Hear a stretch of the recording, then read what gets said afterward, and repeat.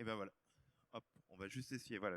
Vous m'entendez bien? Il y a du son? Mais c'est bon, ça marche. Je vois les têtes qui opinent. Bonjour à toutes et à tous. Un grand merci d'être ici à Mulhouse pour le salon Before Zero. Je me présente, je suis Emmanuel Dutheil, je suis le directeur notamment de la rédaction du magazine L'Usine Nouvelle, qui est le magazine bien évidemment leader sur le marché de l'industrie. Alors on va s'intéresser aujourd'hui à de nombreux thèmes et notamment ce matin à un thème passionnant, la performance des industries au regard de l'adoption des technologies numériques. Alors vous le voyez, nos invités sont déjà sur scène. On sera dans un instant avec Jean-Michel Béaco, qui est le directeur général de l'Institut Louis Bachelier, avec Cédric Gallet, directeur du programme Usine du futur à la SNCF, avec Gérald Grégoire, le directeur général du Crédit Agricole Alsace-Vosges, avec Marc Lemke, qui est l'exécutif vice-président Chief Information Officer du groupe Delfingen, et avec Jacques Moulin, le directeur général du DigiWorld Institute. Justement, on va débuter pour poser le débat tout de suite avec ce que l'on appelle en bon français une keynote, et c'est justement Jacques Moulin du DigiWorld Institute qui va introduire comme ça d'une certaine manière les débats sur l'importance de la digitalisation. Donc je vous laisse la parole. Jacques, c'est à vous.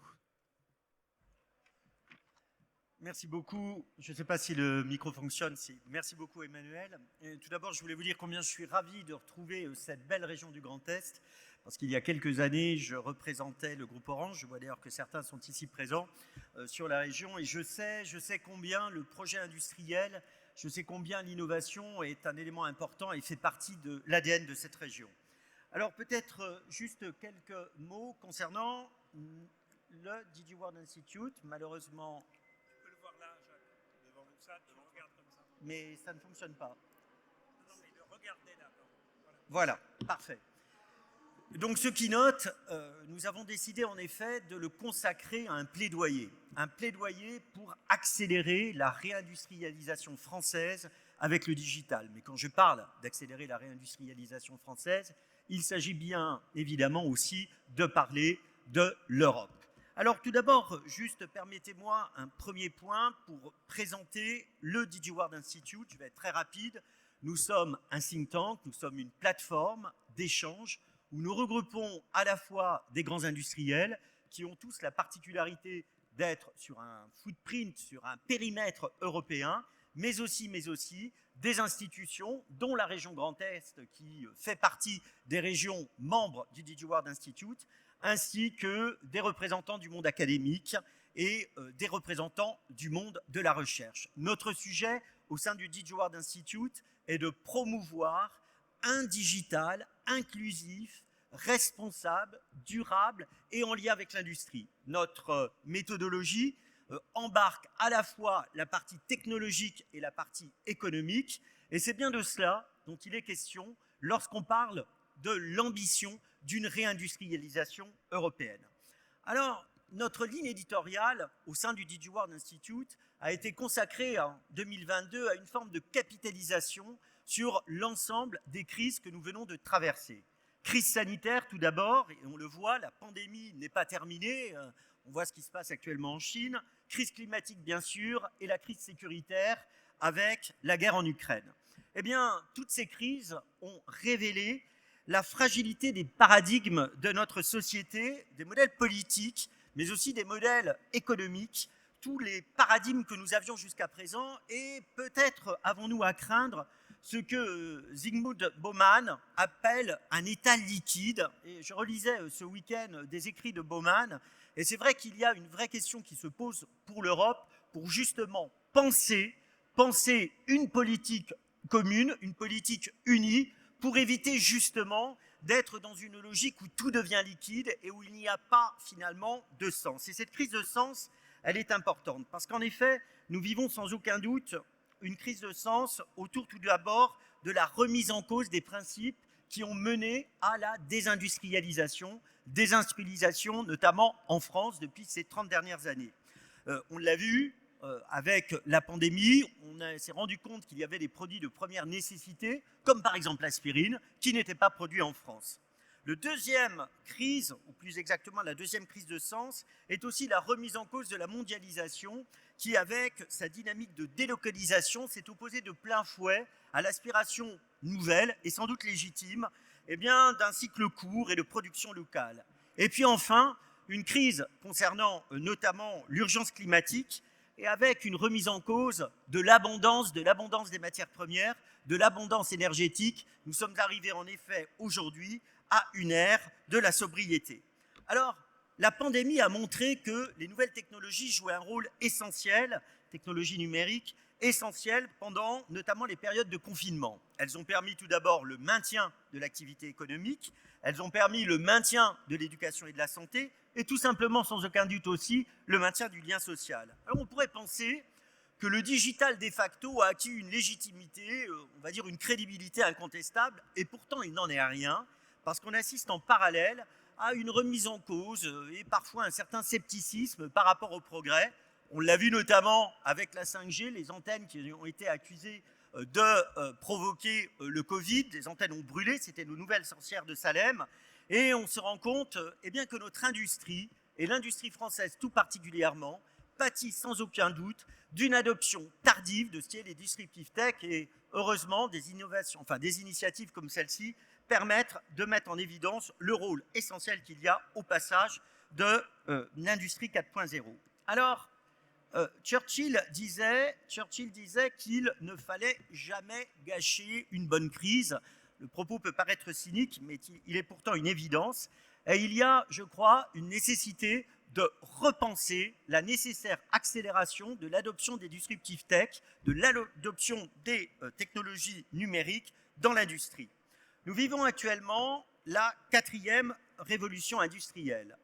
Non, je ne sais pas si ça va marcher. Or, pourtant, on le voit, l'Europe a pris du retard. Kaifouli a notamment écrit sur le fait que l'Europe aurait perdu la bataille de l'IA. Et il y a devant nous, si nous ne voulons pas devenir ni un dominion de la Chine, ni un dominion des États-Unis, il y a devant nous un challenge qui est à notre portée de main.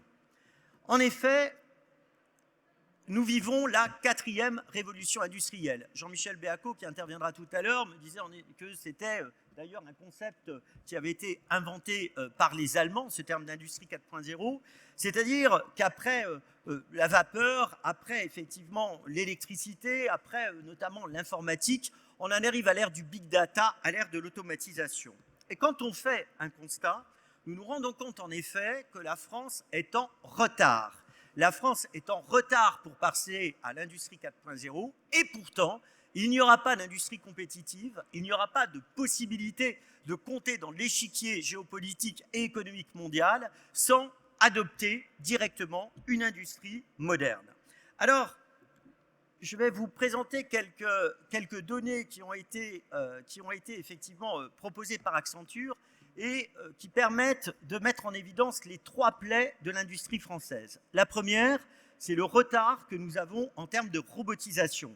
Les chiffres datent de 2017, mais très objectivement, avec la pandémie, il n'y a pas eu une accélération aussi forte que cela. Nous sommes en retard sur la robotisation, nous sommes en retard aussi sur le poids de l'industrie dans la valeur ajoutée. Comme vous le voyez ici, vous avez les comparaisons qui sont faites avec des représentants du niveau européen. Et nous sommes de fait en retard sur la profitabilité de l'industrie française par rapport aux compétiteurs européens. Ce point est un peu problématique puisque, on le sait, l'industrie 4.0 va permettre d'aller beaucoup plus vite et va nous permettre finalement de continuer à exister. Alors, le premier point, c'est que nous avons pris de retard sur une des technologies qui est une technologie importante pour le passage à l'industrie 4.0, qui est la 5G. Et je vous propose que nous fassions un petit point rapide sur la 5G. La 5G, en effet, a été un peu cannibalisée, le débat sur la 5G a été cannibalisé par le débat grand public, en France en tout cas. Nous avons beaucoup entendu parler des risques sanitaires que ferait poser la 5G, de l'usage relatif d'ailleurs et de son utilité sociale qui pouvait être limité par rapport au grand public. Tout simplement parce que le débat n'a pas été suffisamment posé sur le fait que la 5G était pour ne pas dire la technologie indispensable au passage de l'industrie 4.0. Et pourquoi cela ?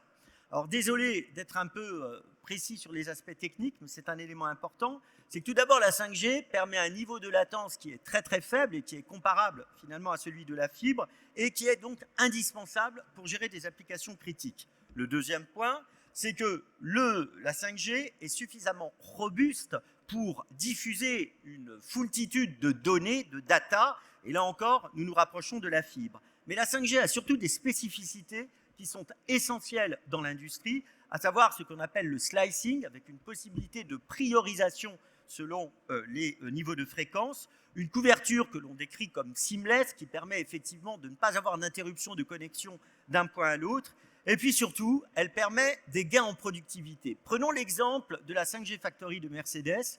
Mercedes, avec son usine 5G, est une des rares usines où il est possible de créer sur une même chaîne de production plusieurs modèles de voitures, où l'on peut effectivement passer non seulement de la maintenance curative, mais non seulement de la maintenance préventive, mais à de la maintenance prédictive.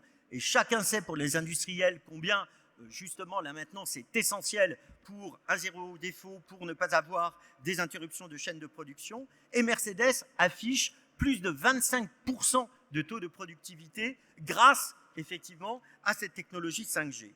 Mais la 5G permet aussi de répondre à des préoccupations qui sont des préoccupations environnementales. C'est un point important parce que bien souvent, on a présenté la 5G comme étant très énergivore. Or pourtant, la 5G permet notamment de consommer 9 fois moins d'énergie pour une même quantité d'informations transportées. Par ailleurs, la technologie 5G a permis de réduire de 36% la consommation énergétique par rapport à la technologie 4G. Et enfin, avec notamment tout ce qui est Smart Cell, avec notamment tout ce qui est la technologie MIMO, c'est-à-dire la capacité à avoir des antennes qui nativement se mettent en veille, qui nativement vont aller vers l'émetteur dans un circuit le plus efficace, eh bien, la 5G participe à être moins énergivore. C'est un élément important parce qu'en effet, l'industrie 4.0 a aussi la volonté de respecter l'ambition climatique, la décarbonation, mais aussi bien évidemment la consommation d'énergie. Autre point et autre élément important qui fait que l'industrie 4.0 peut permettre un nouveau modèle d'entreprise, une nouvelle culture d'entreprise, et nous le verrons avec le représentant d'ArcelorMittal qui, je crois, intervient cet après-midi, c'est que la 5G permet des nouveaux modèles d'innovation et avec d'une certaine façon une revanche des cols bleus sur les cols blancs. En effet, il n'existe pas dans les use cases industriels concernant la 5G un use case générique qui fait que c'est applicable de façon identique partout. Si l'on veut véritablement mettre en œuvre un modèle industriel efficient, eh bien, il faut partir de la position de travail de l'opérateur et c'est avec l'opérateur que l'on va construire le cas d'usage. Cet élément est essentiel parce qu'on passe avec l'industrie 4.0, avec bien évidemment cette technologie, d'une vision technologique pure souche à une vision organisationnelle. Enfin, la 5G permet de construire un écosystème industriel qui est effectivement natif dans l'industrie 4.0. Le digital est écosystème. Nous ne sommes plus sur la formation de grands empires industriels complètement silotés. Le digital suppose une co-construction. Les technologies numériques supposent en effet qu'il puisse y avoir chacun apporte sa brique de valeur dans la proposition de valeur du projet industriel. Et là encore, on le voit, la possibilité pour certaines industries de se doter de la technologie 5G permettent à leurs suppliers, permettent effectivement à leurs fournisseurs, à leurs partenaires d'utiliser aussi ce réseau. Et enfin, la 5G, toujours dans cette logique d'industrie 4.0, permet de constituer un écosystème territorial, puisqu'il y a sans aucun doute, et la région Grand Est en est la preuve, avec notamment le Business Act qui est actuellement déployé ici sur votre territoire, il y a une véritable opportunité pour les représentants des citoyens, pour finalement les présidents de région, pour aussi l'ensemble des collectivités territoriales, d'avoir une vision industrielle, de pouvoir proposer un projet économique créateur d'emplois.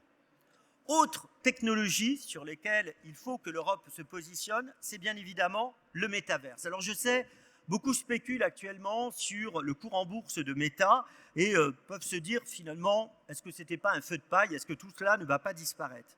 Eh bien, nous ne le croyons pas au sein du DigiWorld Institute. Pourquoi? Parce que c'est le moment pour l'Europe et pour la France de se positionner sur le métaverse, car le métaverse aura des applications, non pas seulement dans le gaming, mais aura des applications dans le monde industriel, aura des applications aussi dans le monde de l'éducation et dans le monde de la santé.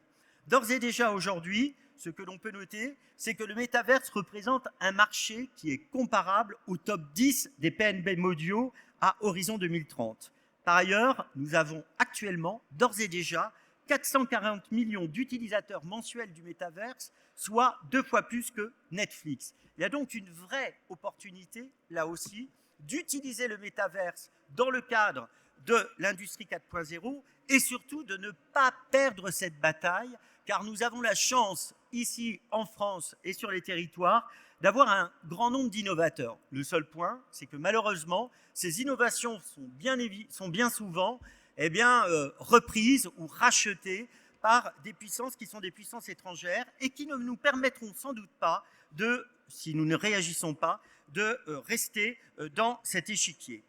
Alors, finalement, l'industrie 4.0, le retard que nous avons pris et qu'il nous faut récupérer, ne pourra être possible aussi que si nous nous dotons d'un système de capital risque qui soit beaucoup plus agile et beaucoup plus efficient que celui que nous avons actuellement en France.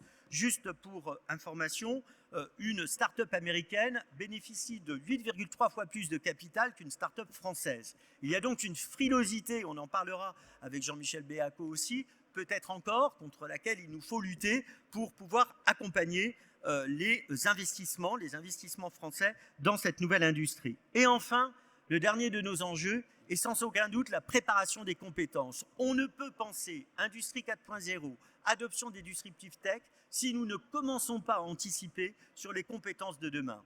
Qui dit compétences de demain dit bien évidemment formation, et nous le savons.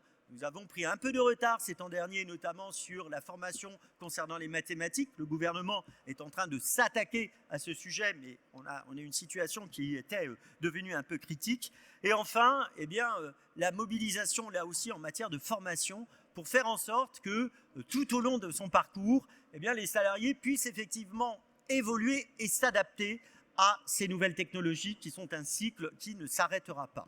Donc, en l'occurrence, vous voyez, nous avons en Europe beaucoup de possibilités de reprendre notre destin en main, d'être résolument moderne. On peut faire une petite allusion à Rimbaud.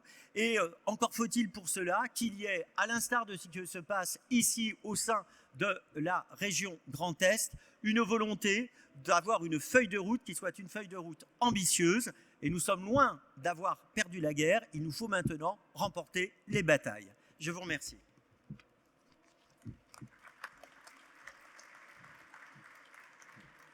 Merci beaucoup Jacques pour cette brillante présentation. Je crois que grâce à vous, on a bien compris maintenant les enjeux, ce qui va nous permettre d'aller plus loin justement lors de cette table ronde. Je vous rappelle qu'on est avec Jean-Michel Béaco, qui est le directeur général de l'Institut Louis Bachelier. On est avec Gérald de Grégoire, le directeur général Crédit Agricole Alsace-Vosges. On est avec Marc Lemke, exécutif vice-président Chief Information Officer du groupe Delfingen, et avec Cédric Gallet, qui est le directeur du programme Usine du futur SNCF. Alors, le changement de paradigme, le mot a été utilisé par Jacques à l'instant, imposé bien évidemment par les récentes crises. Je ne vais pas vous les lister, on va essayer de garder le moral et de voir quand même le verre à moitié plein. La seule certitude, c'est que tout ça place la souveraineté industrielle au cœur des préoccupations, bien évidemment, des dirigeants privés et publics. On le sait, on n'arrête pas de le redire, l'industrie européenne doit se réinventer. Et peut-être que tout cela, c'est grâce au numérique, grâce à la digitalisation. Alors, comment la France se place au milieu de tout ça? Comment l'Europe est positionnée? Comment favoriser l'adoption de ces technologies numériques dans l'industrie? Puisque vous le savez, parce que vous venez du monde industriel, s'il y a bien un secteur en pointe là-dessus, c'est l'industrie, quoique certains parfois en doutent. En tout cas, on va essayer de s'intéresser à toutes ces questions. Et justement, pour débuter cette table ronde, vous pourrez poser, si vous le souhaitez, à la fin quelques questions à nos intervenants. On va débuter avec vous, Jean-Michel Béaco. Voilà, prenez votre micro. Vous êtes le directeur général de l'Institut Louis Bachelier, cercle de réflexion sur l'Europe notamment, mais qui va bien plus loin que ça. Et je débute avec vous, et on va peut-être reprendre l'intitulé de cette conférence, la performance des industries au regard de l'adoption des technologies numériques. Quelles sont justement sur ce point-là, Jean-Michel Béaco, les grandes différences entre la France, l'Europe, la France, l'Allemagne, parce qu'on aime bien toujours se comparer par rapport à nos amis allemands qui sont peut-être nombreux dans la salle et en tout cas à quelques kilomètres d'ici. Oui, bonjour. Un tout petit peu plus proche de la bouche. Pardon. Voilà. Ah, ben voilà. Bonjour à tous. Merci de m'accueillir ici. Moi, c'était la première fois que je venais à Mulhouse, alors donc contrairement à Jacques, et je suis ravi d'être ici. Alors, oui, votre question est multiple, mais si vous permettez, je commence par une petite remarque. Je vous permets. Qui est de saluer Jacques et notamment, je dirais, le goût qu'il a pour des combats difficiles. Voilà. Donc, et je pense qu'en fait, ça va être le préambule de ma réponse, c'est qu'effectivement, il n'y a pas de combat facile. Voilà, ça c'est le premier point. Et bon, la 5G, c'est un combat difficile, le métaverse, à mon avis aussi. Et le dernier dont tu as parlé, la formation, qui est à mon avis le plus difficile en réalité. Pourquoi ? Parce que d'abord, c'est transgénérationnel.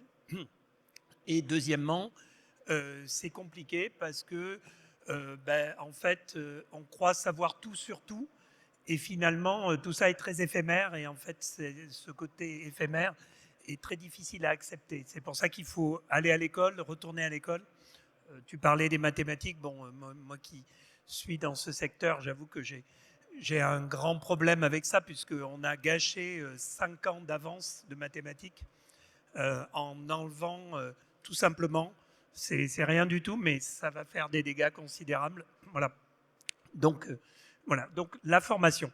Alors, finalement, je vais revenir un instant sur l'Institut du Bachelier parce que ça va vous éclairer sur mon propos. En 2008-2009, dans le monde bancaire et financier, il y a eu une crise très grave, donc la fameuse crise des subprimes, Lehman Brothers, etc. Et à ce moment-là, le ministère des Finances en France décide de fabriquer un centre de recherche partenarial, donc entreprise et académique, à Paris, qui s'appelle l'Institut Louis Bachelier. Et pourquoi ils décident de faire ça ? Parce qu'ils ont peur, en 2008-2009, que les entreprises, du fait de la crise, on parlait des polycrises, du fait de la crise gravissime, que les entreprises arrêtent de faire de la recherche. Alors que c'était, en fait, l'école française de la finance. L'école française de la finance, c'était justement les maths appliquées, c'était justement une finance qu'on appelle de contenu, on va dire par rapport aux anglo-saxons, donc plutôt Wall Street ou la City, qui était une finance de commerçants, ou Amsterdam. Voilà. Donc on avait la tradition d'une finance un peu mathématique, assez quantitative, assez nourrie par de la science. Voilà. Donc en 2008-2009, ils se disent patatras, Société Générale, Crédit Agricole, Amundi, tous ces gens, AXA, vont arrêter de faire de la recherche. Et donc cette industrie financière qui est en France extrêmement florissante, puisque je pense, on parlait des Allemands, je pense que les Allemands font de très belles automobiles, mais qu'on est largement supérieur en banque, finance, assurance, gestion d'actifs, puisque on a la première banque européenne, BNP Paribas, désolé l'agricole, mais j'étais plutôt côté agricole, moi, donc voilà. AXA, qui est numéro 1 mondial, Amundi, numéro 1 européen, donc voilà. Donc ils se sont dit, patatras, tout ça va se déliter et on va perdre, on va dire, cette école française de la finance.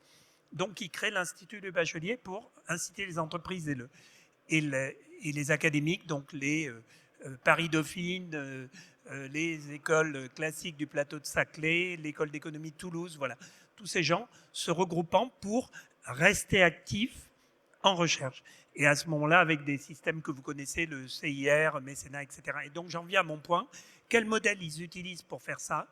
Ils utilisent le modèle allemand du Fraunhofer, que vous connaissez peut-être. Il y a à peu près une quarantaine en tout cas, très actifs de Fraunhofer. Fraunhofer, c'est Joseph Fraunhofer, qui était en fait un opticien, un physicien allemand du 18e. Voilà. Et donc, il fabrique en Allemagne à peu près une quarantaine d'instituts qui sont dans des instituts de recherche proches des entreprises pour de la recherche fondamentale et appliquée, partenariale. Les Américains font ça depuis toujours, ça s'appelle ça Sponsored Research à Stanford et compagnie. Là, en Allemagne, on a un modèle qui fonctionne bien. Et l'ILB, donc l'Institut du Bachelier, a pris ce modèle et l'a fait en finance.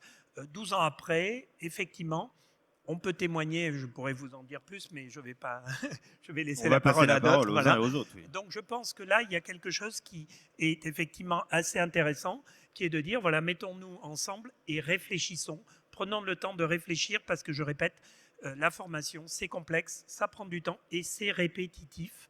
Donc il faut remettre sur l'ouvrage. Voilà. Eh bien, super. Et de toute façon, on va poursuivre la discussion avec vous, mais également avec Gérald Grégoire. Je le disais, hein, vous êtes le directeur général du Crédit Agricole Alsace-Vosges. 25 ans dans la maison, m'avez-vous dit, en France et à l'étranger, notamment en Italie. Alors, mon voisin citait BNP Paribas, Crédit Agricole, bien évidemment, l'une des plus grandes banques d'Europe. Je pense que vous êtes aussi, vous aussi, plus grand que la Deutsche Bank aujourd'hui, si on regarde bien évidemment le bilan. On est bien évidemment ici sur une région extrêmement industrielle. Et je crois que et Jacques et Jean-Michel le disaient, la clé, c'est le financement. Comment justement une institution comme vous, au regard de votre connaissance du tissu local, arrive peut-être là aussi en temps de crise, arrive à financer ces investissements indispensables dans le numérique, dans la digitalisation, si on regarde d'un point de vue industriel? Alors on met le micro bien collé à la bouche, c'est plus simple pour que tout le monde Jacques entende. l'a indiqué, hein, nous sommes sur une région extrêmement dynamique. Alors je vous parlerai plus spécifiquement de l'Alsace, hein, qui a un tissu industriel incroyable, de par sa densité et sa diversité. Ici, on a des champions nationaux, voire européens ou mondiaux, dans des secteurs agroalimentaires, la mécanique, l'automobile et la chimie. Vous l'avez dit, hein, vous avez évoqué le sujet du financement en temps de crise. Et je crois que justement le rôle d'un établissement comme le Crédit Agricole, qui par ailleurs a des centres de décision sur les territoires, qui n'est pas une entreprise cotée au sens premier du terme, c'est d'avoir cette capacité à s'engager sur du temps long. Et ce qui nous différencie très certainement par rapport à d'autres établissements, vous avez évoqué la Deutsche Bank, par pudeur, je ne citerai pas d'autres établissements concurrents français, c'est que nous, on a un horizon temporel qui est le temps long. Moi, j'ai pas de contrainte, alors ça va vous choquer hein, ce que je vais vous dire, mais moi, j'ai pas de contrainte de rentabilité à court terme. C'est pas un sujet. J'ai pas de contrainte de retour sur fonds propres. Donc, ça me permet effectivement d'avoir un calendrier qui est différent de celui d'autres concurrents qui ont très certainement un objectif de rentabilité à plus court terme. Ce sont deux modèles qui coexistent et qui sont nécessaires. Donc, cet horizon temporel qui serait certainement différent nous permet, je crois, d'avoir un engagement plus long avec nos clients. Ce qui veut dire que moi j'ai toujours considéré que, et ça a été dit, hein, alors j'ai plus la citation de Churchill, mais ne gâchons pas, crise, grosso modo, exactement, ne gâchons pas les occasions qui peuvent être occasionnées par une crise. Et je crois que c'est vraiment le sujet du moment. C'est comment, en fait, aujourd'hui, ce qui est difficile, c'est qu'on ne veut pas. Est-ce que vous voulez dire qu'aujourd'hui, vous êtes prêt même à accélérer vos financements parce que la crise montre que c'est encore plus urgent qu'avant? C'est ça que vous dites d'une certaine manière? Aujourd'hui, il n'y a pas de attention là, ouais. en descendant Non, de scène, attendez, du coup, il y a pas de un guichet. Hein. Aujourd'hui, bien évidemment, il y a des politiques, et on le voit, monétaires, qui sont très certainement moins accommodantes, mais il n'y a pas de problème de financement de l'économie en France. Il n'y a pas de problème pour lever du capital aujourd'hui. Ce n'est pas un sujet. Après, on pourrait y revenir. Hein, ce que disait Jacques n'est pas totalement infondé sur l'approche que l'on peut avoir quand on est en France par rapport à l'autre côté de l'Atlantique, notamment dans l'appréciation du risque que l'on peut avoir, notamment des entreprises les plus innovantes. C'est vrai qu'on a encore peut-être des standards de réflexion qui sont un peu datés. Et je bats ma coulpe bien volontiers sur le sujet. Mais il n'y a pas de sujet pour accompagner des entreprises qui veulent se transformer. Au contraire, enfin, aujourd'hui, on est là pour accompagner dans la durée des entreprises qui vont construire les champions de demain, parce que l'enjeu évident, c'est comment on arrive à profiter de cette situation. Cette situation, c'est quoi? Cette crise nous a permis de voir émerger très certainement en profondeur une forme de consommation très différente. On n'a jamais autant fait évoluer l'expérience client que sur ces 10 dernières années. Et la crise récente, notamment sanitaire, a accéléré cette tendance-là. C'est comment on passe à l'échelle maintenant. Parce que si on veut gagner en compétitivité et si on veut assurer les emplois de demain, c'est justement ce passage à l'échelle qui sera déterminant. Eh ben, on va continuer sur tout ça avec vous, notamment Marc Lemke. Vous êtes donc du groupe Delfingen. Chez Delfingen, on produit notamment des faisceaux électriques de voitures, 3500 salariés, 350 millions d'euros de chiffre d'affaires. Vous êtes présent dans 21 pays. 47 établissements, et si on regarde là, pas loin d'ici, il y a une usine notamment dans le Doubs, si je dis pas d'ânerie, du groupe Delfingen. Alors ça va être intéressant parce que on va avoir un cas concret de déjà ce qu'on dit, parce que vous n'avez pas attendu les crises, vous, pour vous numériser ou pour vous digitaliser. L'industrie du futur, c'est une réalité aujourd'hui du côté du groupe Delfingen. Oui, tout à fait. On a comment dire, eu une démarche en fait par cas d'usage. Donc c'est pas une grande politique. Je fais juste une petite rectification. On fait pas de faisceaux électriques, on fait des protections pour les faisceaux électriques. Oui. C'est nos grands clients qui font les faisceaux eux-mêmes, comme Léonie, par exemple, juste de l'autre côté de la frontière. Oui, on a une démarche en fait assez pragmatique, qui était sur un certain nombre de cas d'usage, de les transformer pour pouvoir bénéficier en fait de ces nouvelles technologies et de les généraliser sur l'ensemble des usines qui bénéficiaient de ce cas d'usage. Voilà la démarche qu'on a eue. Et on a cette démarche, on va dire, depuis maintenant, on va dire une bonne 6 ans. Oui. Alors Cédric Gallet, on va poursuivre avec vous, directeur du programme Usine du futur à la SNCF. En préparant cette interview, vous m'avez dit, attention, moi je suis un pur opérationnel, je suis là vraiment pour vous raconter ce qu'on a fait, mais ça tombe bien, comme Marc Lemke, pour voir justement ce qui est concret.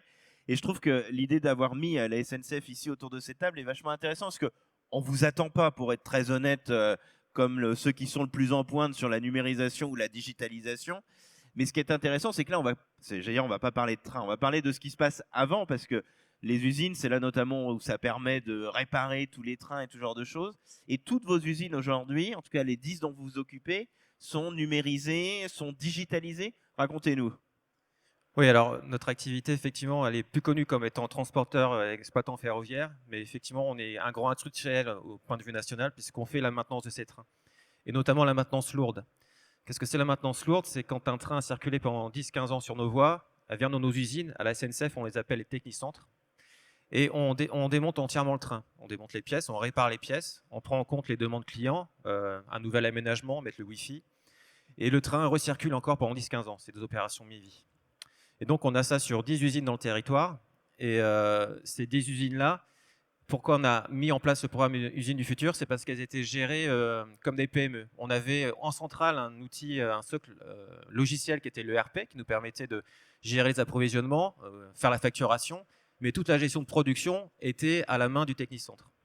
Donc on avait beaucoup de gestion par papier, beaucoup de macro Excel, et puis des applications qui de plus en plus émergeaient localement dans les technicentres, mais qui ne survivaient pas à une montée de version d'un outil tierce ou bien du changement de poste de la personne qui initiait l'application.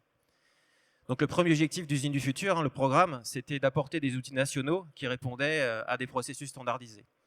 Et la première étape de tout ça, c'était pouvoir standardiser ces processus, faire en sorte que tous les technicentres travaillent de la même façon, et de la même façon pour planifier, pour ordonnancer, pour piloter la production, traiter la qualité. Donc c'était le premier travail.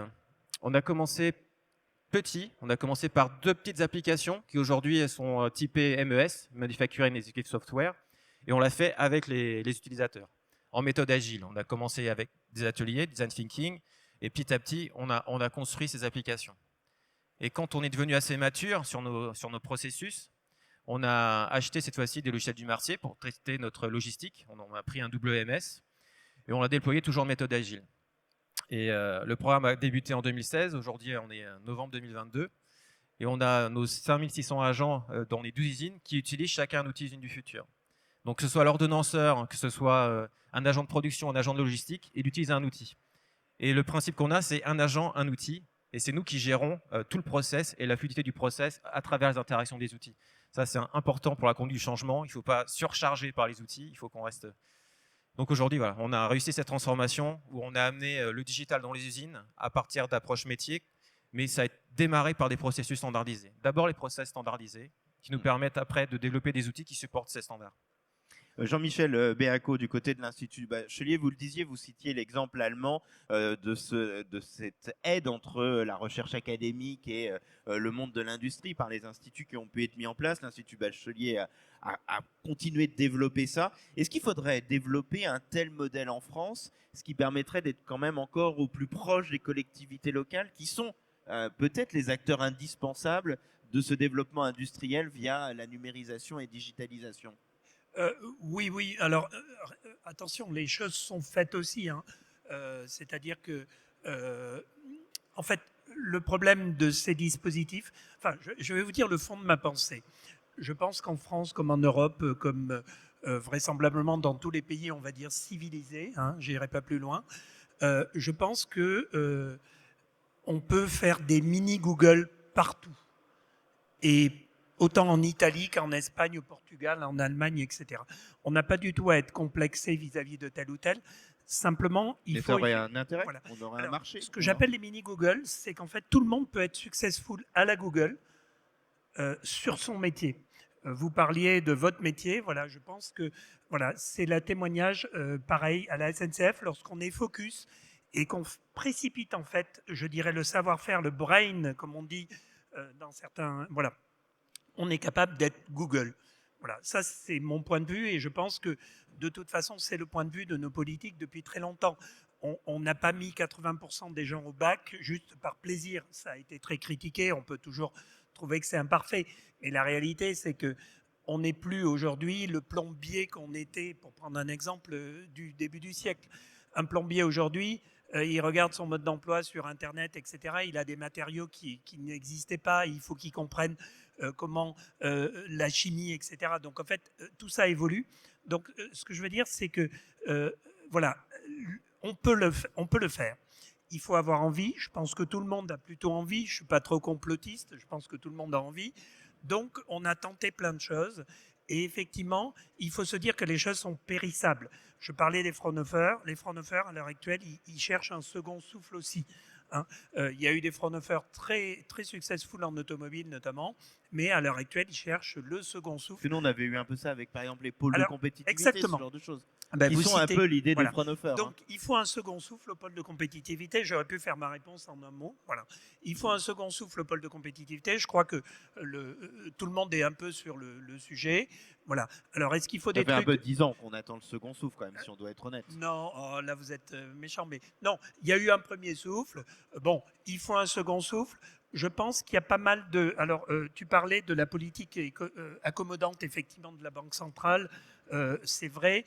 Je pense que, sans dire que ça baigne autant dans l'huile qu'avant, je pense qu'il y a toujours pas mal, quand même, d'argent, puisque quelque part, quand l'inflation est à 8% et que les taux d'intérêt sont à 2%, ben, a priori, le taux d'intérêt réel étant très négatif, ça reste quand même très accommodant. Donc, je répète, pas de complexe, on peut le faire, il faut avoir envie de le faire, il faut avoir envie de le faire focus. Je pense que ça, c'est une vraie réponse. C'est pas la peine de faire des trucs de la planète. On aime beaucoup ça en France, les grandes cathédrales, etc. On peut peut-être passer à des choses un peu plus petites, mais réussies. Et je répète, c'est très éphémère. Donc, les trains repassent. Le train qu'on a raté, on prendra le suivant. Voilà. Ça, on a l'habitude avec la SNCF. Jacques Moulin, on l'entendait dans votre... J'ai pas dit qu'ils étaient en retard, hein, j'ai dit qu'on en avait toujours un derrière. C'est vous-même, vous voyez, qui avez une vision critique de votre propre entreprise.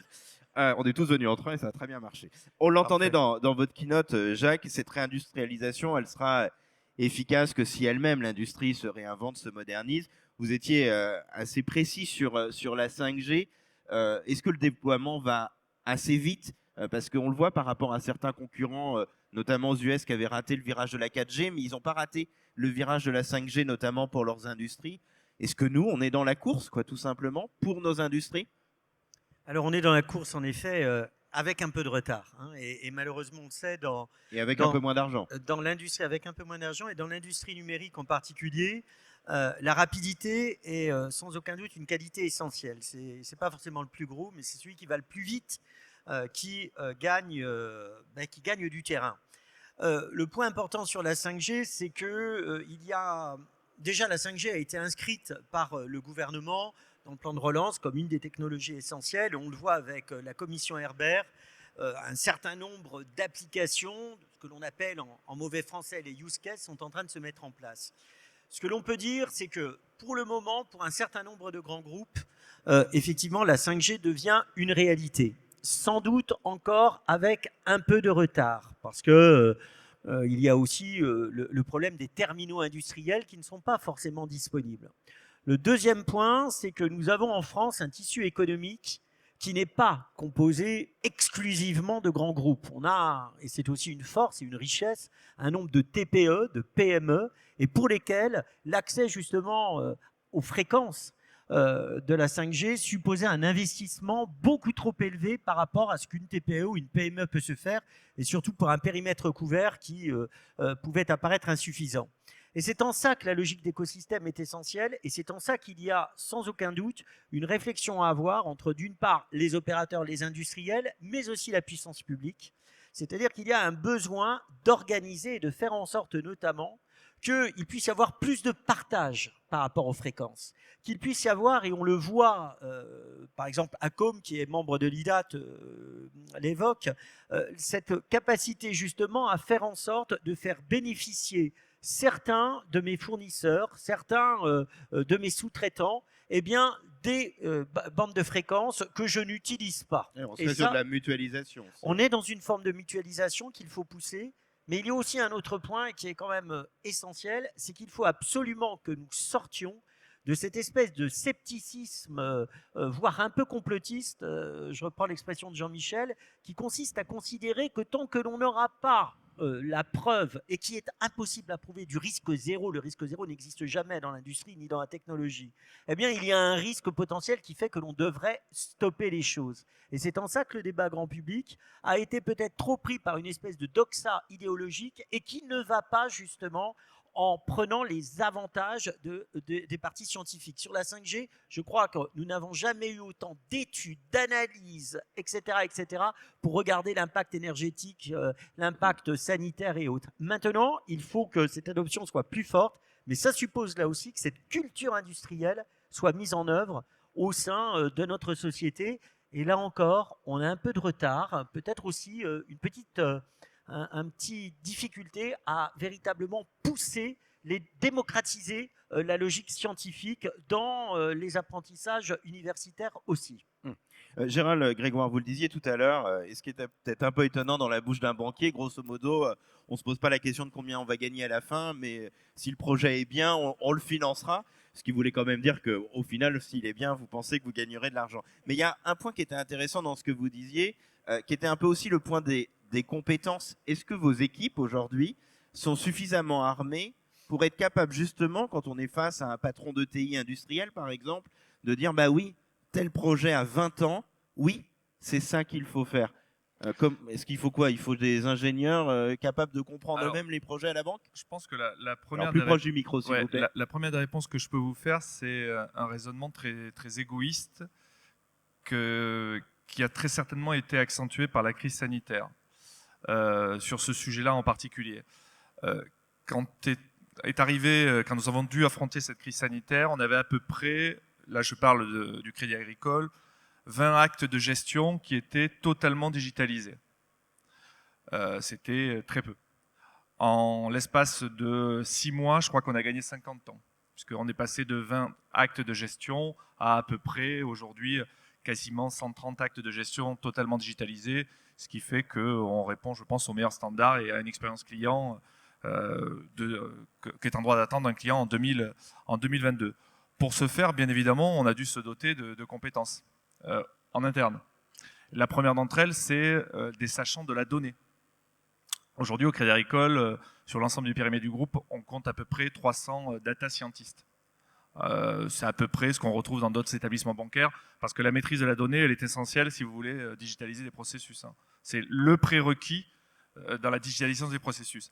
Aujourd'hui, ce qu'on n'a pas encore réussi à faire, c'est comment on arrive à mettre à disposition cette compétence pour nos clients. C'est-à-dire, en clair, aujourd'hui, on a une vraie compétence, parce que 300 data scientists que peut mobiliser le groupe, c'est quand même très significatif. C'est comment on arrive à créer un modèle économique pour permettre à nos clients, effectivement, parce que Jacques l'a dit dans son propos introductif, et je ne vais faire que renforcer le propos. Aujourd'hui, on a une prise de conscience par rapport à ces sujets-là qui reste très imparfaite, très partielle, Et donc, notre rôle, c'est en tant qu'agrégateur de services demain, c'est comment on peut mettre à disposition nos compétences pour accélérer la digitalisation de nos industries. Sachant qu'aujourd'hui, on a je ne vous le cache pas, une autre priorité dans le spectre, hein, c'est le sujet des transitions. Elles ne sont pas que numériques, elles sont aussi environnementales.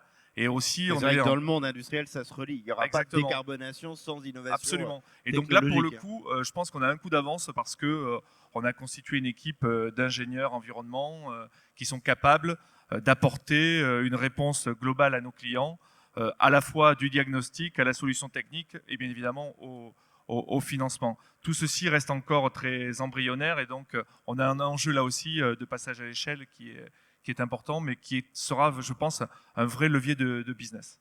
Si on revient aux exemples concrets de ce que fait déjà aujourd'hui l'industrie, ce qui donne une bonne idée de la perspective qu'on peut avoir, je reviens à vous, Marc Lequet, du côté du groupe Delfingen. Par exemple, vous avez, je crois, connecté tous les fours en IoT de façon à avoir une gestion de la donnée comme vous n'avez jamais eu, et ce qui permet, je crois, d'être encore plus efficace. Parce que quand on a préparé cette interview, vous m'avez dit, chez nous, ce qu'il faut, c'est être utile et pragmatique, et c'est à ça que sert aujourd'hui aussi la donnée numérique.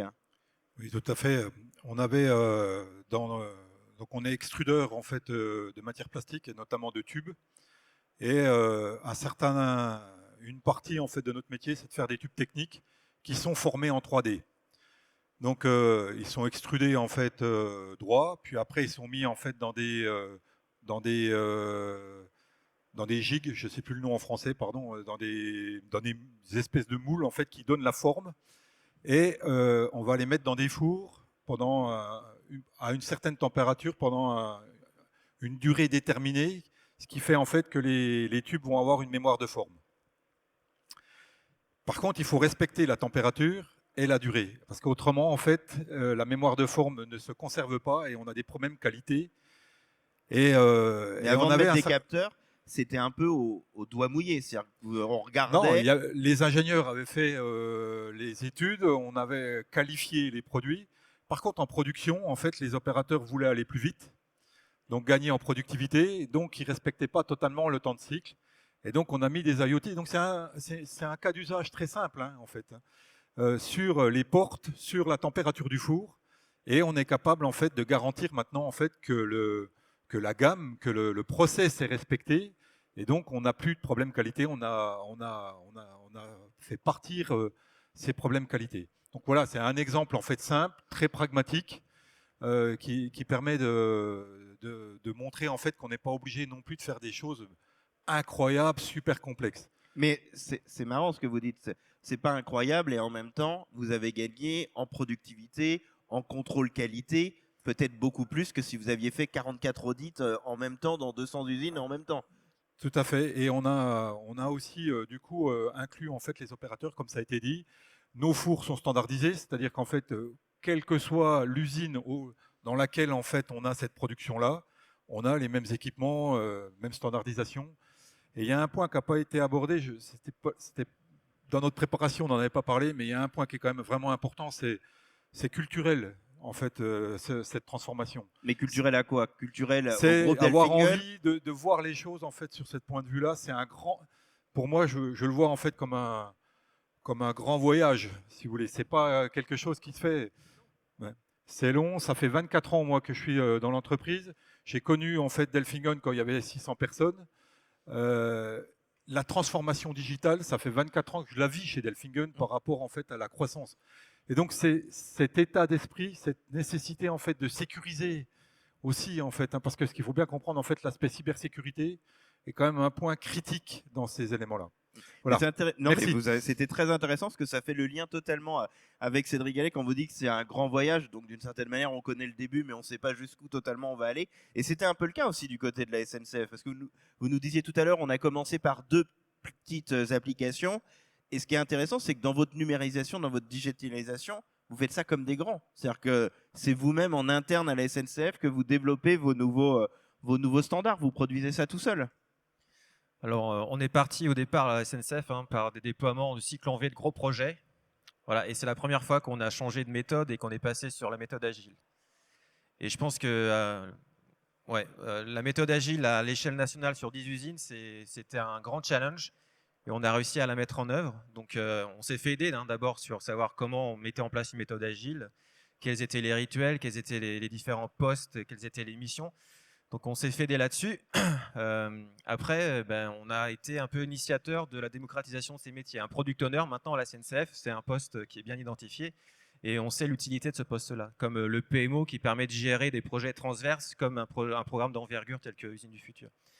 Et après, sur la partie exploitation, pour pouvoir faire tourner ces applications, il faut qu'on ait des serveurs, il faut qu'on gère les flux, il faut qu'on gère tout ce qui est la partie télécommunication. Ça, c'est fait en interne. On a une entité ISNCF qui gère ça. Donc, c'est bien, on a une indépendance là-dessus. Après, on apprend en marchant. Donc, voilà, on doit avancer là-dessus. Mais oui, on a beaucoup avancé dans ces 4-5 ans de montée de programme. Jean-Michel Béaco, on revient à vous. Je rappelle que vous êtes le directeur général de l'Institut Louis Bachelier.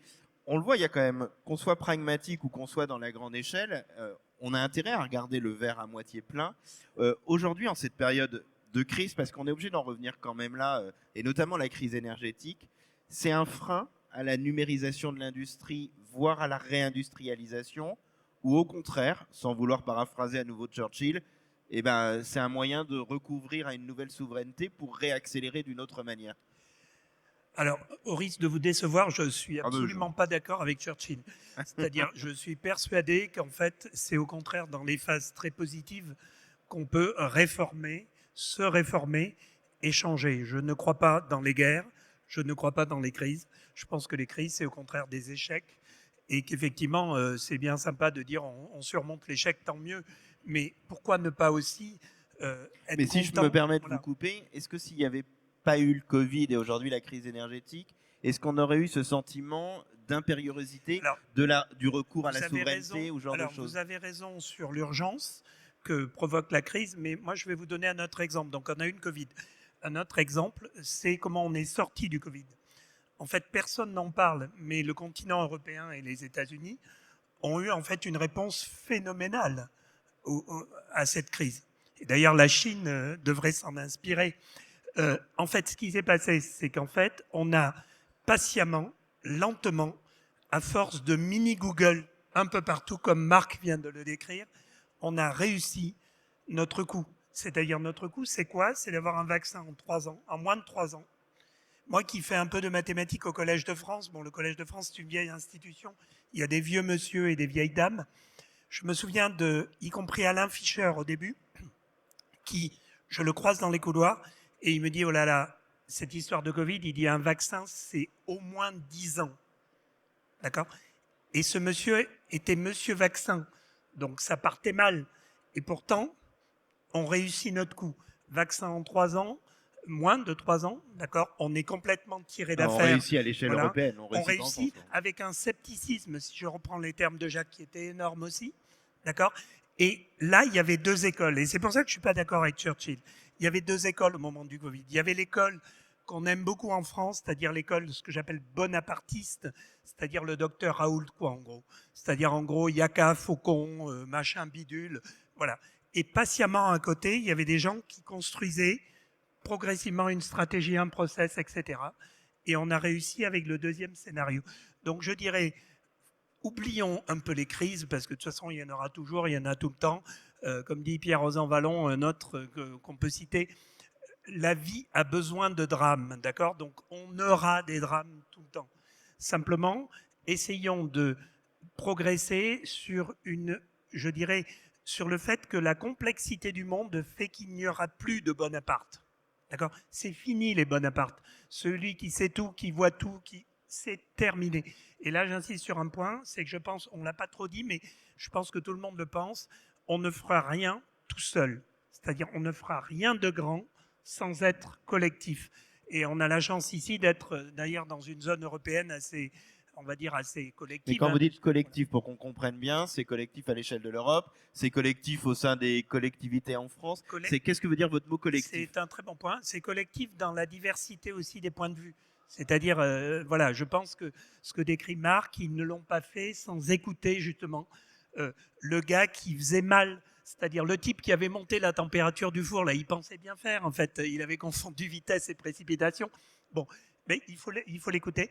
Et c'est pour ça que, donc, à l'Institut du Bachelier, on essaie d'écouter les académiques, les pouvoirs publics et les entreprises sans les antagoniser, sans faire que machin est raison, bidule est tort. Voilà. Ça, il faut en sortir. Il faut sortir du yaka faucon, du bonapartisme qu'on aime beaucoup. Hélas, Zorro arrive, voilà, on aime bien. Voilà. Il faut en sortir. On est un peuple, je répète, tout à fait formé, tout à fait éduqué. Une des nations de l'Europe, pas de complexe.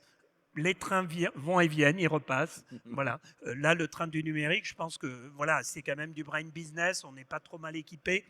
Donc, croyons en nos chances. Voilà. Et je répète, oublions les crises. On peut le faire quand tout va bien. Hein. On peut le faire quand tout va bien. Alors justement, Jacques, comment structurer d'une certaine manière la chaîne de valeur des télécoms pour connecter tous les territoires, les sites industriels en 5G et en fibre aujourd'hui? Alors ça, c'est une vraie belle question qui d'ailleurs est au cœur de la stratégie de l'ensemble des opérateurs. Il y a peut-être un point, je reviendrai juste avant de répondre à votre point, un point que tu viens de dire, Jean-Michel, c'est que en effet, on a un territoire européen qui est particulièrement morcelé. Vous parlez opérateurs télécoms, prenez la Chine, 3, 4 opérateurs, vous prenez les États-Unis, 3, 4 opérateurs, vous prenez l'Europe, les 27, même pas les 28. L'Europe des 27, vous êtes à plus d'une centaine. Et en l'occurrence, on a là une vraie question qui se pose sur notre capacité justement, avec des régulations différentes, à pouvoir faire un front uni contre, alors je n'aime pas trop le terme antagoniste, hein, parce qu'on a besoin aussi des innovations qui sont portées par les opérateurs américains, sans doute aussi par une certaine forme de technologie chinoise aussi, évidemment. Mais on a donc une situation en Europe qui est très morcelée. Et on a donc une situation pour les opérateurs qui est particulièrement complexe parce qu'on demande beaucoup aux opérateurs.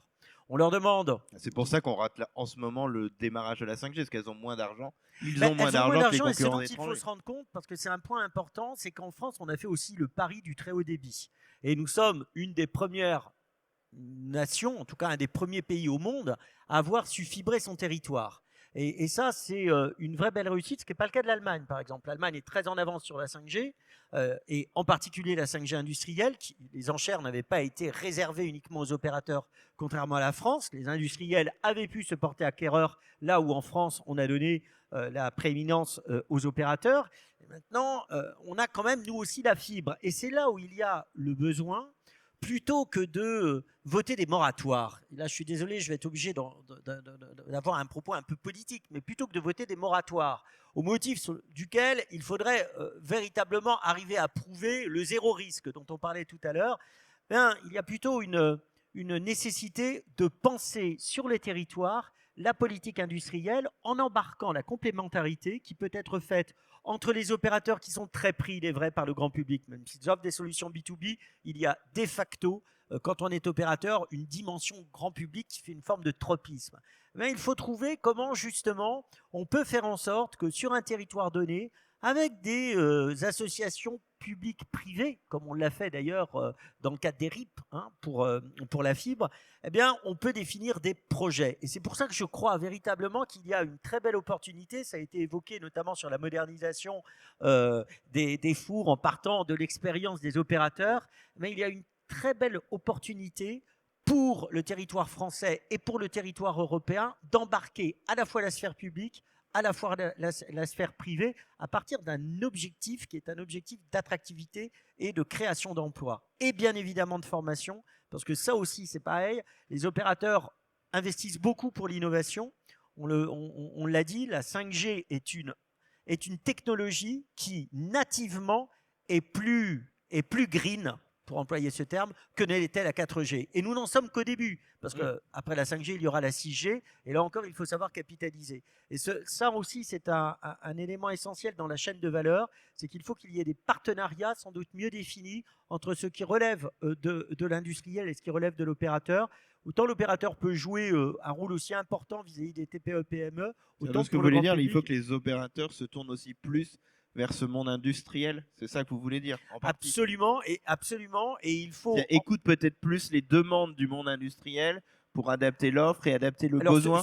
absolument. Ceux qui le font déjà, bien sûr, à travers leurs solutions B2B, hein, mais il y a aussi, je crois, la C'est vrai nécessité. que jusque-là, l'offre B2B, c'était surtout nous faire payer l'offre publique 4 fois plus cher.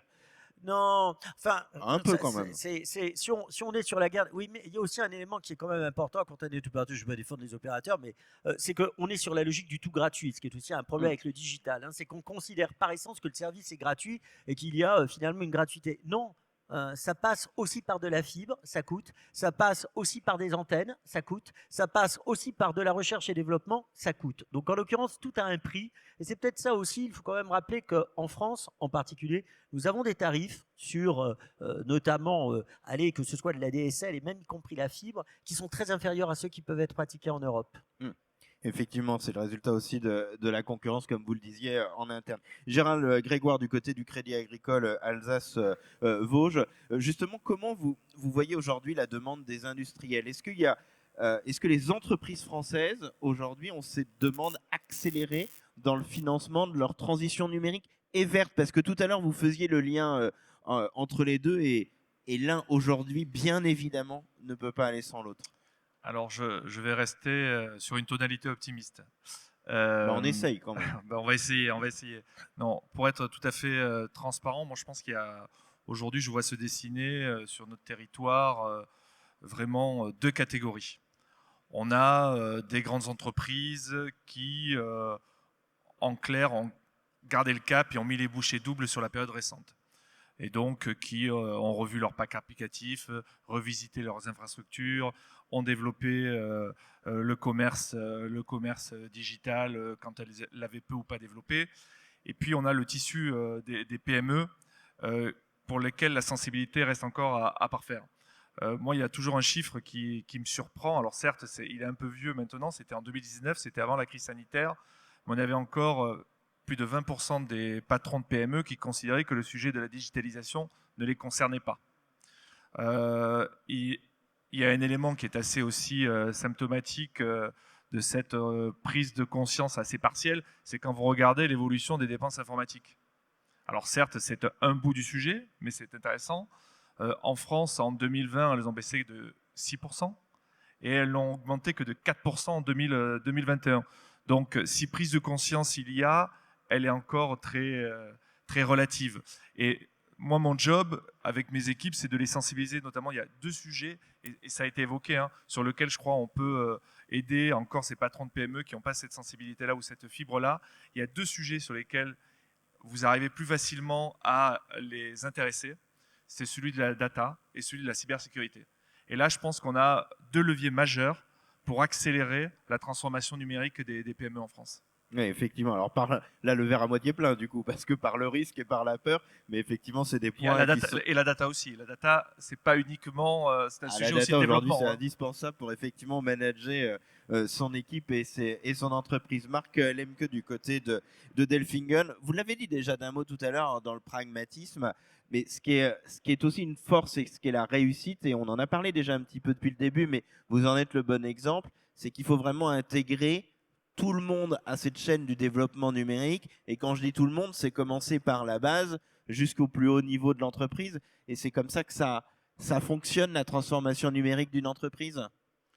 Oui, en tous les cas, chez nous, on apporte beaucoup d'importance en fait à ce que la digitalisation, ça soit une chance aussi pour les opérateurs. Pas seulement en fait pour traditionnellement ceux qui sont dans les bureaux d'études, dans les fonctions administratives et de support, mais aussi réellement les opérateurs. Et donc, quand on va en fait vers une orientation mobile first, excusez-moi de l'anglicisme, de dire avec, comme tout le monde, on a tous nos petits jouets. Nous, on a pensé en fait que c'était qu'on devait faire aussi la même chose en fait aussi pour les opérateurs. Ce qui fait en fait que nos opérateurs sont équipés de terminaux Android pour gérer en fait toutes les tâches qu'ils ont à faire au niveau du workshop. Alors, quand je parlais que c'est un long chemin, il y a 15 ans en fait, on avait déjà une démarche dans ce sens-là, mais à travers des PC qu'on avait mis en fait dans l'atelier, qui étaient des bornes en fait d'accès avec, mais qui étaient pas très faciles. Vous avez l'information pas toujours là où vous en avez besoin, etc. Et on est en train de transformer ça totalement avec ces fameux petits terminaux portables sous Android. Donc l'opérateur en fait a l'ensemble de ses instructions de travail, il peut déclarer sa production, il peut faire ses checks qualité, il peut en fait déclarer un incident de maintenance aux équipes de support maintenance, etc. Et on est très très fiers de ça. C'est un gros investissement, hein, parce que du coup on équipe en fait chaque opérateur qui signe avec la full traçabilité, etc. Donc c'est un gros programme. Mais mon collègue de la SNCF me disait qu'il faisait exactement la même chose. Donc je pensais qu'on était un peu innovant, pas tant que ça. Pas tant que ça, et tant mieux, oui, Ça exactement. me tombe Et, bien que vous aviez raison si tout le monde fait pareil. Peut-être que vous l'avez fait avant la SNCF. peu importe, de toute façon, en tous les cas, c'est quelque chose qui est un gros axe pour nous et dont on est fier. Cédric Gallet, justement, du côté de la SNCF, hein, je rappelle que vous êtes le directeur du programme Usine du futur à la SNCF. Quand on a préparé cette interview, vous me disiez, on est allé vite, mais on est un peu sous-estimé notre dépendance au réseau, et ça fait un peu écho, alors pas obligatoirement des risques de cyberdéfense, mais malgré tout, c'est qu'aujourd'hui, tout dépend tellement de la numérisation de vos usines que dès qu'il y a le moindre accro, bon, il y a un micro-problème, quoi. Oui, exactement, c'est ce que j'avais dit, hein. Aujourd'hui, chaque agent a un outil et tous les outils sont liés entre eux. Donc, par exemple, j'ai un agent qui répare une pièce, il remplit la traçabilité sur son outil de production, il acquitte sa tâche, j'ai bien réparé, j'ai bien rempli ma traçabilité, et ça fait appel à un autre outil qui va demander à un cariste d'amener sa pièce pour la transporter à l'autre atelier. Donc si j'ai mon outil de production qui ne marche pas, la pièce n'arrive pas. Si l'outil qui amène la pièce ne marche pas, ça ne marche pas non plus. Et si j'ai pas de Wi-Fi, ça ne marche pas non plus. Parce que tout communique en Wi-Fi en temps réel. Donc on a créé une dépendance très très forte à nos outils. Une dépendance qu'on avait gérée par rapport à l'applicatif. Donc on avait mis en place ce qu'il fallait pour accompagner les agents. Il faut quand même qu'on gère aussi les supports niveau 1, niveau 2, parce que l'application, il faut qu'elle fonctionne tout le temps, il faut qu'on mette en place des astreintes, il faut qu'on mette en place des formations, il faut qu'on mette en place des modes dégradés pour gérer la conduite d'activité quand il y a un bug. Et sur la partie réseau, là, on l'avait moins vu venir, puisque quand on a déployé notre outil logistique, c'est un outil qui travaille en temps réel et un outil qui travaille en mobilité. C'est-à-dire que, comme Delfingen, on a doté nos agents de tablettes avant qu'on ait des outils digitaux. Mais ils ont ces tablettes-là ou des PDA et ils transportent les pièces en mobilité. Et dans le Wi-Fi, on a beaucoup d'antennes et quand on passe d'une antenne à l'autre, on peut perdre la connexion. Donc on a eu des gros soucis de connexion, on a eu aussi des soucis de couverture, puisque nous, on travaille dans des trains, c'est métallique, on travaille dans des ateliers logistiques avec des paletiers avec plein de pièces métalliques, c'est métallique, et la couverture n'est pas forcément terrible. Donc quand on a déployé cet outil, là, on s'est rendu compte qu'on avait peut-être sous-estimé notre réseau. Donc effectivement, là, il y a un travail à faire qui est de travailler sur la couverture, qui est de travailler sur un moyen de redondance avec la 4G, et on mise tout sur la 5G.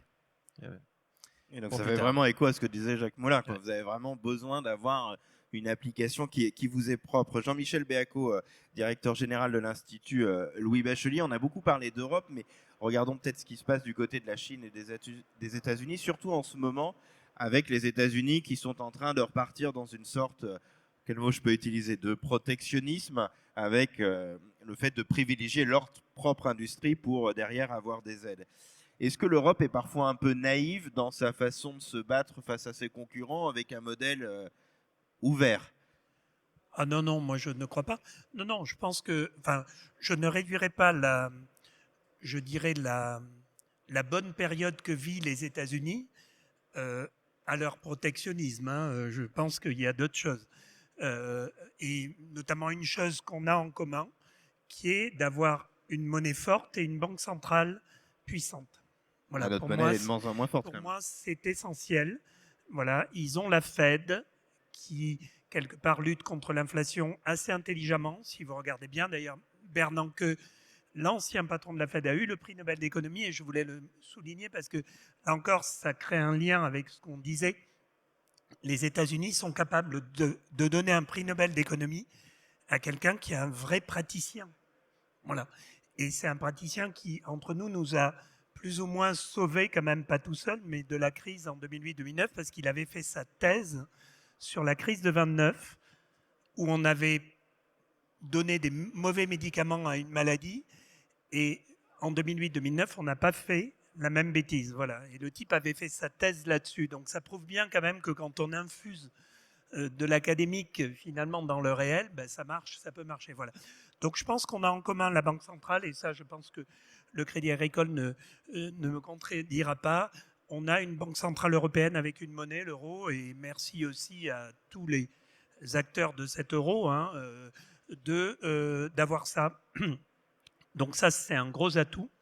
Des complexes, comme je vous dis, on n'en a pas, me semble-t-il. Enfin, on ne devrait pas en avoir parce que, je répète, c'est du brain business et nous sommes des pays qui continuent à former leur peuple. Voilà.